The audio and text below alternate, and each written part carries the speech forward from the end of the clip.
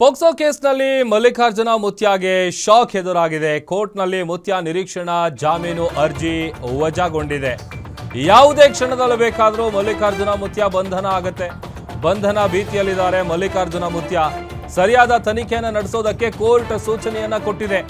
Court ಸೂಚನೆಯಿಂದ ದೇವಮಾನವನಿಗೆ ಈಗ ಕಂಟಕ ಎದುರಾಗುವಂತಹ ಸಾಧ್ಯತೆ ಇದೆ. ಬಂಧನ ಭೀತಿಯಲ್ಲಿ ಹೈಕೋರ್ಟ್ ಮೊರೆ ಹೋಗೋದಕ್ಕೆ ಸಜ್ಜಾಗಿದ್ದಾರೆ ಮಲ್ಲಿಕಾರ್ಜುನ ಮುತ್ಯಾ.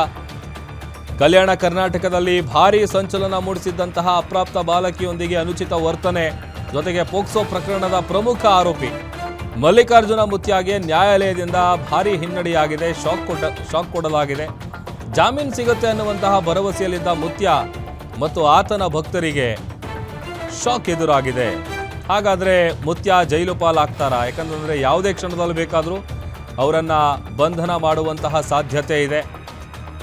ನಿರೀಕ್ಷಣಾ ಜಾಮೀನು ಕೋರಿ ಅರ್ಜಿಯನ್ನು ಸಲ್ಲಿಸಿದ್ರು. ಆ ಅರ್ಜಿ ವಿಚಾರಣೆಯನ್ನು ನಡೆಸಿದಂತಹ ಯಾದಗಿರಿ ಜಿಲ್ಲಾ ಪ್ರಧಾನ ವಿಶೇಷ ಸತ್ರ ನ್ಯಾಯಾಲಯದ ನ್ಯಾಯಾಧೀಶರಾದ ಮರಳು ಸಿದ್ದಾರಾಧ್ಯ ಅವರು ಇವತ್ತು ಆ ಒಂದು ಜಾಮೀನು ಅರ್ಜಿಯನ್ನು ವಜಾಗೊಳಿಸಿ ಆದೇಶ ಹೊರಡಿಸಿದ್ದಾರೆ. ಪೊಲೀಸ್ ವಿಚಾರಣೆಗೆ ಹಾಜರಾಗುವ ಮೊದಲೇ ಅಜ್ಞಾತ ಸ್ಥಳದಿಂದಲೇ ಮಲ್ಲಿಕಾರ್ಜುನ್ ಮುತ್ಯಾ ತಮ್ಮ ವಿರುದ್ಧದ ಪೋಕ್ಸೋ ಪ್ರಕರಣ ಏನಿದೆ ಅದನ್ನು ರದ್ದು ಕೋರಿ ಕಲಬುರಗಿ ಹೈಕೋರ್ಟಿಗೆ ಅರ್ಜಿಯನ್ನು ಕೂಡ ಸಲ್ಲಿಸಿದ್ರು. ಆದರೆ ಅದೇನಾಯಿತು ಏನೋ ಗೊತ್ತಿಲ್ಲ. ಬಟ್ ಏಕಾಏಕಿ ಕೋರ್ಟ್ನಿಂದ ಅರ್ಜಿ ವಾಪಸ್ ಪಡ್ಕೊಂಡು ಅದಾದ ಬಳಿಕ ನಿರೀಕ್ಷಣಾ ಜಾಮೀನು ಕೋರಿ ಯಾದಗಿರಿ ಜಿಲ್ಲಾ ಕೋರ್ಟಿಗೆ ಅರ್ಜಿಯನ್ನು ಸಲ್ಲಿಸಿದ್ರು. ಆದರೆ ಈಗ ಆತನಿಗೆ ಶಾಕ್ ಎದುರಾಗಿದೆ. ಸರಿಯಾದ ತನಿಖೆಯನ್ನು ನಡೆಸೋದಕ್ಕೆ ಕೋರ್ಟ್ ಸೂಚನೆಯನ್ನು ಕೊಟ್ಟಿದೆ. ಹೀಗಾಗಿ ಸಹಜವಾಗಿ ಆತನಿಗೆ ಸಂಕಷ್ಟ ಎದುರಾಗುವಂತಹ ಸಾಧ್ಯತೆ ಇದೆ.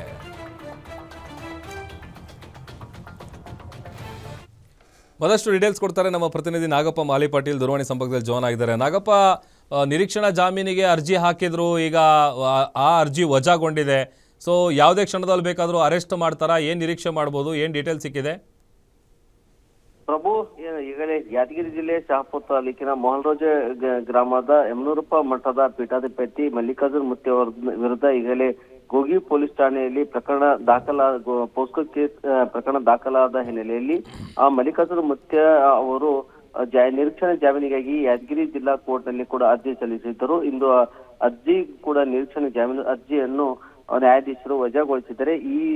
ಈ ಸಂದರ್ಭದಲ್ಲಿ ಪೊಲೀಸರು ಕೂಡ ಸೂಚನೆ ಕೂಡ ಕೊಟ್ಟಿದ್ದಾರೆ. ಈ ಬಗ್ಗೆ ಸೂಕ್ತ ರೀತಿಯಲ್ಲಿ ತನಿಖೆಯನ್ನು ನಡೆಸಲು ತನಿಖಾ ತಂಡ ರಚನೆ ಮಾಡಬೇಕು. ಅದೇ ರೀತಿಯಾಗಿ ಪೊಲೀಸ್ ಇಲಾಖೆ ಸೂಚನೆ ಕೂಡ ನೀಡಿದ್ದಾರೆ.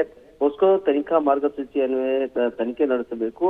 ನಂತರ ಏನು ಆರೋಪಿಯು ತನಿಖೆ ಸಂದರ್ಭದಲ್ಲಿ ಯಾವ ಎಲ್ಲ ಅಪರಾಧ ಮಾಡಿದ್ದಾನೆ ಆ ಸಂದರ್ಭದಲ್ಲಿ ಆ ಸೆಕ್ಷನ್ ಗಳನ್ನು ಯಾಡ್ ಮಾಡಬೇಕೆಂದು ನ್ಯಾಯಾಧೀಶರು ಪೊಲೀಸ್ ಇಲಾಖೆಗೆ ಸೂಚನೆ ನೀಡಿದ್ದಾರೆ. ಹೀಗಾಗಿ ಇನ್ನೂ ಕೂಡ ಏನು ಮಲ್ಲಿಕಾರ್ಜುನ ಮುತ್ಯಾ ವಿರುದ್ಧ ಹಾಕಲಾದಂತ ಈ ಕೇಸ್ನಲ್ಲಿ ಸಾಕಷ್ಟು ಮಲ್ಲಿಕಾರ್ಜುನ ಮುತ್ಯಾ ಅವರಿಗೆ ತನಿಖಾ ಹಂತದಲ್ಲಿ ಕಂಟಕ ಕೂಡ ಆಗುವ ಸಾಧ್ಯತೆ ಇದೆ. ಹೀಗಾಗಿ ಅವರು ಮಲ್ಲಿಕಾರ್ಜುನ ಮುತ್ಯಾ ಅವರು ಅವರ ಪರ ವಕೀಲರ ಮೂಲಕ ನಿರೀಕ್ಷಣಾ ಜಾಮೀನು ಅರ್ಜಿಯನ್ನು ವಜಾಗೊಳಿಸಿದ್ದೆ ಯಾದಗಿರಿ ಜಿಲ್ಲಾ ಕೋರ್ಟ್.